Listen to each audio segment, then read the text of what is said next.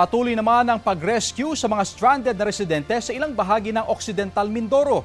Sa bayan ng Santa Cruz, kabilang sa mga nirescue ang 2 senior citizen sa barangay Pinagturilan. Makikitang lampas tuhod ang taas ng tubig sa kanilang dinaanan. Isinakay naman sa rubber boat ang mga inilikas na residente sa bayan ng Sablayan. Ayon kay News Cooper Kimberly Vicente, pahirapan ng rescue operation dahil sa lagpas baywang na baha doon.